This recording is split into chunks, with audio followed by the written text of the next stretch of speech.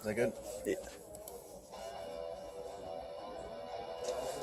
Pause. Go ahead and go.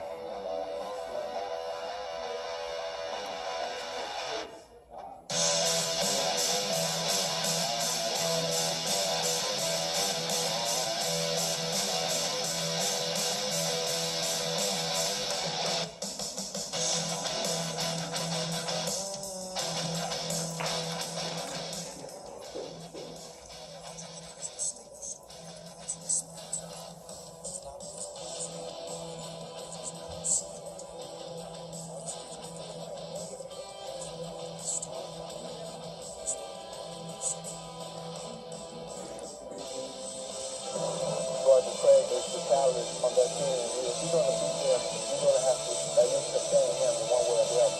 Because he can definitely hurt you running the ball and taking the passes out of that. I think Roger Craig is probably the most underrated running back in the league. But they talk about Joe Montana, they talk about Russ Matthews, they talk about Dwight Clark, but Roger Craig, I think, is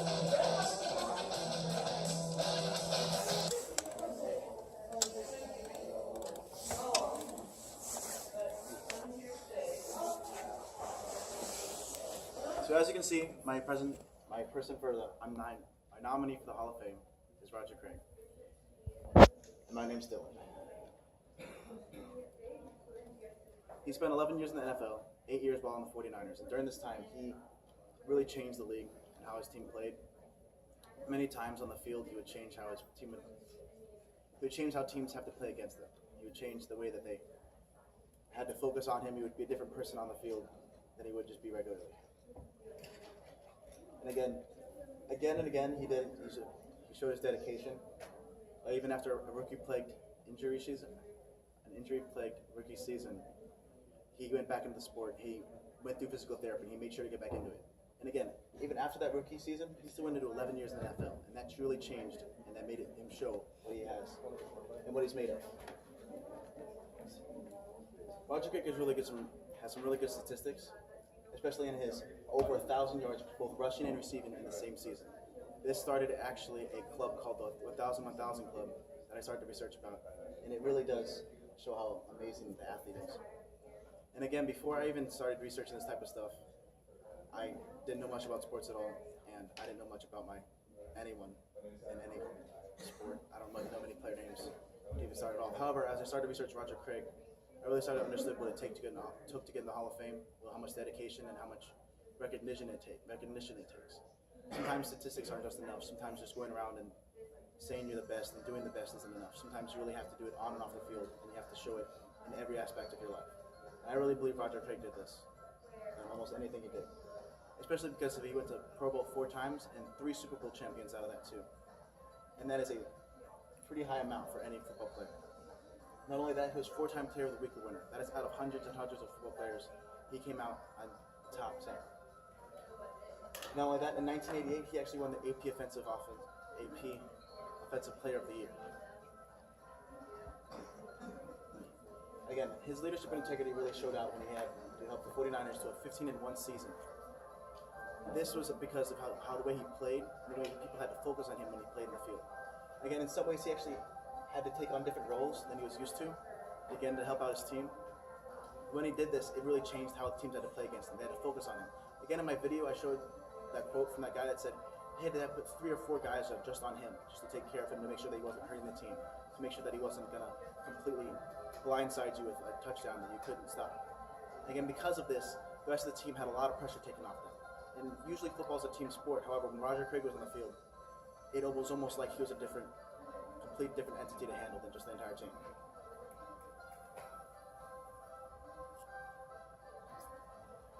Again, his sportsmanship and passion, even after football and after retired, he still became really commonly active in sports. Not only that, he started to keep running marathons. He kept running.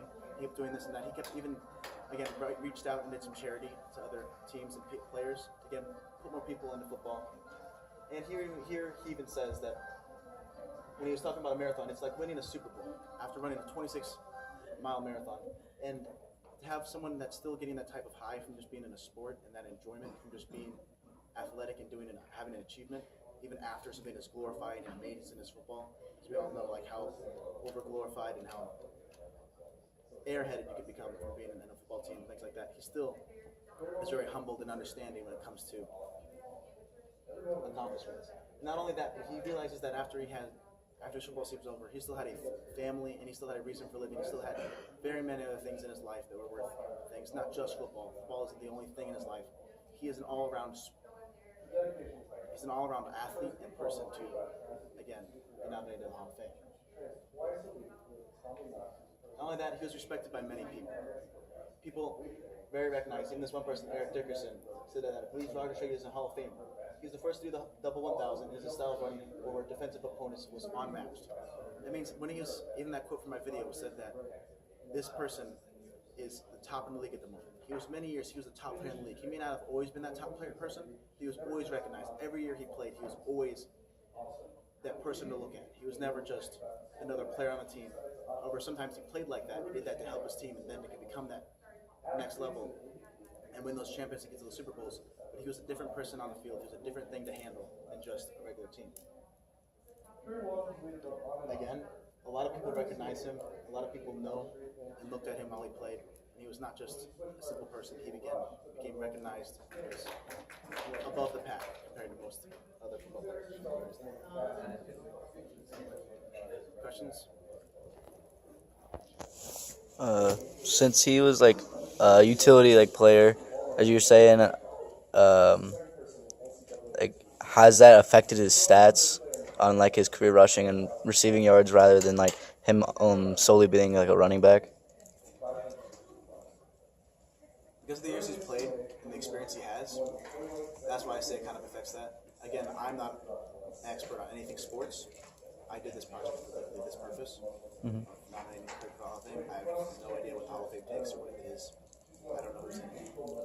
So that is why I'm most likely unqualified to answer that question.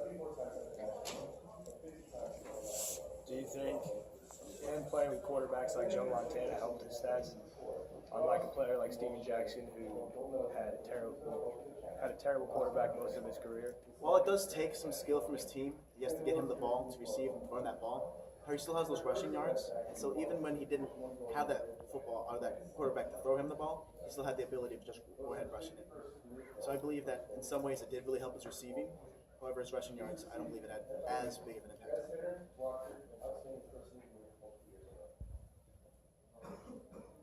Is there a minimum questions I have to do? Just two? That might 6 minutes.